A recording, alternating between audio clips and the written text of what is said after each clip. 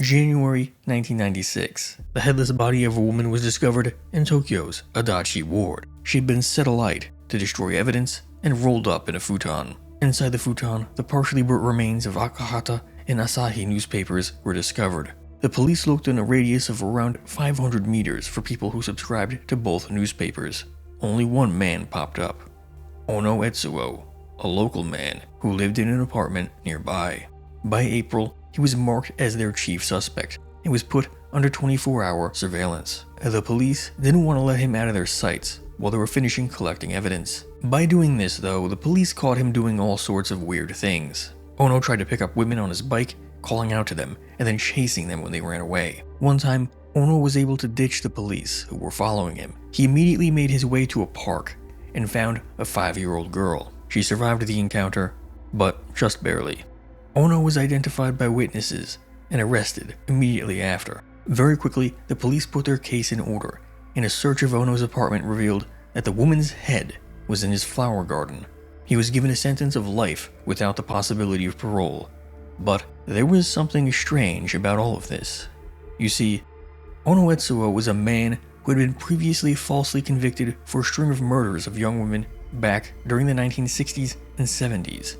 He had been released in 1991. There was a constant in all of these cases, both during the cases when he was falsely accused and his latest case, fire. Charlie Dogwood.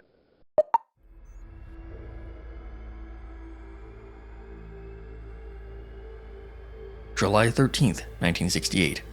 A body was found in an empty lot in Adachi ward, Tokyo. The 26-year-old had been raped and killed. Afterwards, the body had been burnt. There was a break in the killings. Perhaps the killer was trying to control himself, but instead, it only got worse. January 26th, 1973. A 22-year-old woman had been raped and strangled in her apartment and then lit on fire. February 13th, 1973. An apartment had been set on fire, and inside, a 67-year-old woman and 22-year-old man had died from burns. Things went quiet again, but in the summer of 1974, the killer couldn't hold back.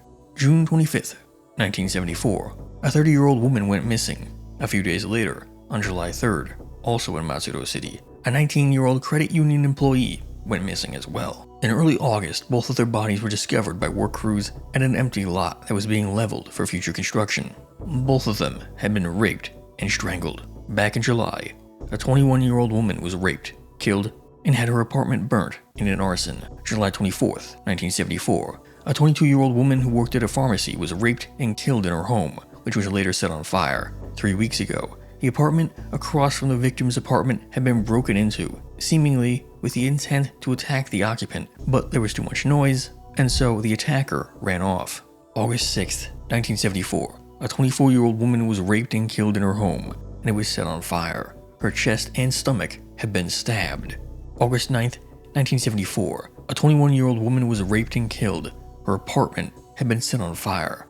After all of this, the police had begun to narrow down their suspects, from about 400 potential suspects down to about 7 or 8. 38-year-old Ono Etsuo was one of the top picks for the cops, and Ono had a very, very long rap sheet. It began at 16 when he drove a car without a license, and he went from there. Looting, fraud, assault, rape, arson. He had been arrested 14 times and convicted 13, serving 13 years, almost half of his life, behind bars by that point. Ono was from the area where the attacks were occurring and used a ladder in his work, one of the entry methods for the attacker. Ono didn't even have a clear alibi. He'd been moving from one relative's to an acquaintance's house to another since the attacks began. In fact, after the second and third incidents, the police began to show people from the area around the crime scene a photo of a suspect. The photo of one suspect was picked out by many witnesses who said that they saw him near the crime scene. In fact, after the first murder, an anonymous tip claimed that the killer was the same suspect whose photos were shown to witnesses after the second and third incidents. Ono Etsuo. This also happened in the Adachi ward attacks and the Saitama prefecture attacks that happened on the 6th and 9th of August. It was almost too obvious, but that didn't mean that they could immediately arrest him. Most of the crimes left evidence showing an O blood type of the attacker. Ono Etsuo was an O blood type, but some of the crimes didn't have blood from an O blood type. Between that and the lack of any real physical evidence, and the shoddy police work, it meant that the police couldn't just arrest him and charge him with murder. A confession would be needed. On the 12th of September, 1974, Ono Etsuo was arrested, not initially for the murders. Instead, in typical Japanese police fashion, he was arrested for breaking and entering, as well as burglary, for having broken into an apartment and having stolen a necklace and a TV. This was only done to lock him down while they built the case for murder charges and interrogated him. Over the course of the rest of the month, the police grilled Ono over the murders. They focused in on the murder of the 19-year-old credit union employee. They showed him photos of the victim's corpse, face, and memorial tablet, pressing them against his face and forcing him to burn incense for the victims. They would leave the heater off and the windows open in his cell, at least according to Ono. And in his defense, all of this was likely police behavior, really. Throughout the post-war Showa era, the Japanese police had become known for their heavy-handed and illegal tactics. Ono was swept up in similar abusive behavior. This culminated in Ono having his hair pulled and being forced to make a false confession. The false confession, or just confession if you talk to the Japanese police, kicked off an over decades-long odyssey that would cost taxpayers an incredible sum and provide no justice or closure for anyone involved. Almost immediately after this confession, the newspapers began to fill their front pages about Ono and his supposed crimes, but at the same time, Ono began to protest his innocence. Ono claimed that the confession was coerced and wrote numerous letters to human rights organizations. They quickly responded with enthusiasm and backed him to the hilt, forming a, quote, Save Mr. Ono Etsuo group to organize and save Mr. Ono from what they felt was a false conviction. Very quickly, from the negative press and Ono's bringing in of human rights organizations, it had become a whirlwind of press attention. The press largely stood against Ono, especially the conservative Sankei Shimbun. The activists pushed forward onwards, however. They had even begun to investigate to see if there was a Budokuman connection to the case, to see if Ono was being discriminated against. Ono had no connection to any Budokuman community, and so the potent social organizations ran by the Budokuman did not join the fray. The activists and the defense team had also made the claim that the victim's possessions that had been located by the police after Ono's confessions were planted there by the cops. Anything going against Ono was described as being a frame job.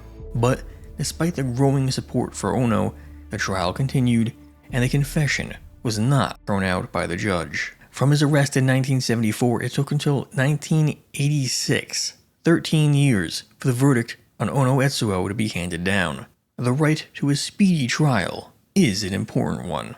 The judge handed down the life sentence recommended by the prosecution. It took only 5 years, until 1991, for a second trial to occur. This one went much quicker, and the judge did agree this time that the confession was obtained unlawfully. Once the confession was thrown out, there was virtually no evidence left. After 16.5 years, the judge ordered that Ono Etsuo be freed immediately. The papers printed apologies to Ono on their front pages, and Ono was considered a hero by many people. He even received money from the government in apology, over $500,000 in today's currency.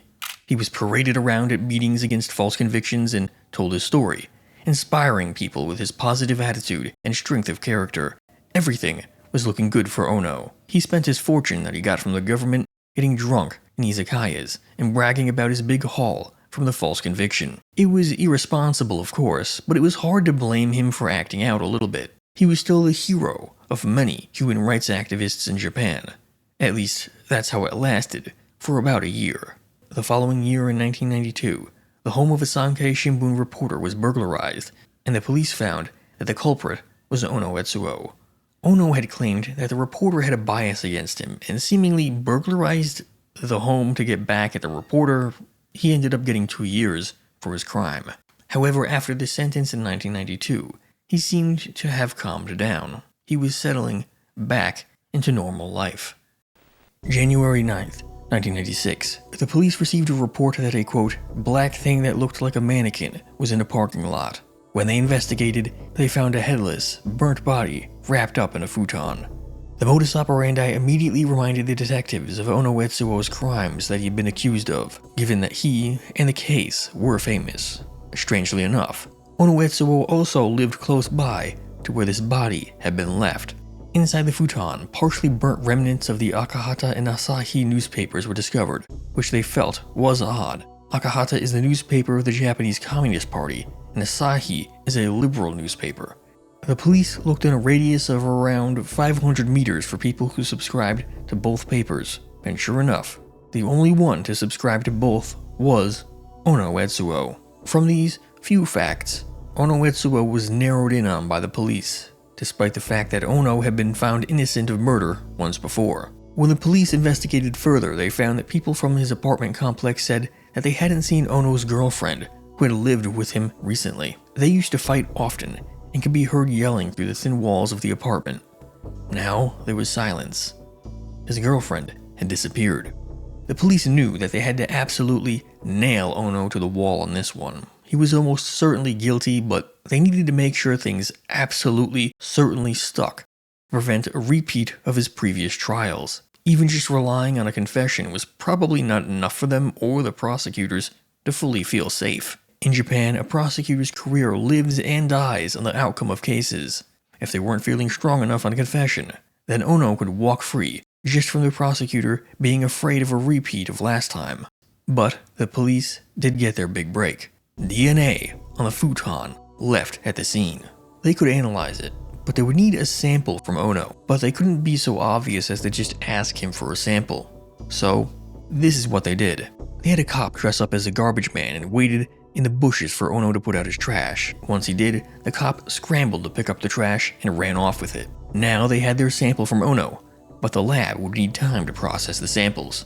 So, Ono was kept under close watch all day, every day. Whenever he went outside to ride his bike and harass local women or go to a bar to drink himself silly, the police were there and watching and waiting. Ono was dangerous, and they knew that letting him out of their sight for even just a moment could have had terrible results. April 21st, 1996, Ono somehow managed to lose his police tail and abducted a 5-year-old girl from a park. On top of molesting her, he strangled her and said, "Sayonara," or farewell, before the light began to leave her eyes. It was a miracle that Ono was scared off. Some witnesses, and yes, there were witnesses to him doing this, would describe Ono perfectly to the police, and Ono was arrested on April 26th. At around this time, the DNA from the futon and his garbage came back as a match, but Ono would be in even more trouble soon. The police were going to search his apartment. The woman's head and a saw that he had used were found buried in the apartment's back garden by a cadaver dog. Inside the apartment, the woman's sliced off pieces of her private parts were found in the fridge. Now he was nailed to the wall. There was no way out. His former supporters couldn't believe what had happened. They felt betrayed, and they all turned on Ono entirely. The hero who had been put through the ringer had been revealed for what he really was. Ono gave up and confessed to the police immediately. He said that the 41-year-old woman he had been living with annoyed him because she wouldn't do housework or cook for him. So they had a fight, and he hit her in the head with a baseball bat. Things naturally escalated from there. In 1998, Ono was sentenced to life behind bars. Though even behind bars, Ono continues to claim that he was innocent of the first string of murders that he had been arrested for, people don't believe him, and popular opinion is against him entirely on this. Ono's crime, for which he is now serving time for, is a key indicator of who he is as a person.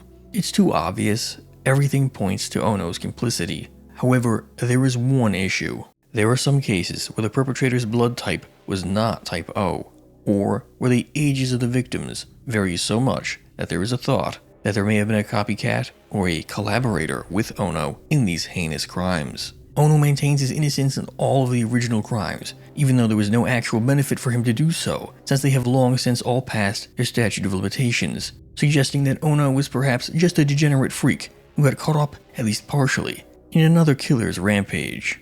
But we'll never know. Thanks for watching.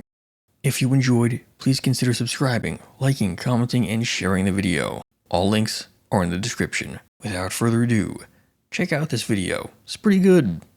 Good stories only. Thank you.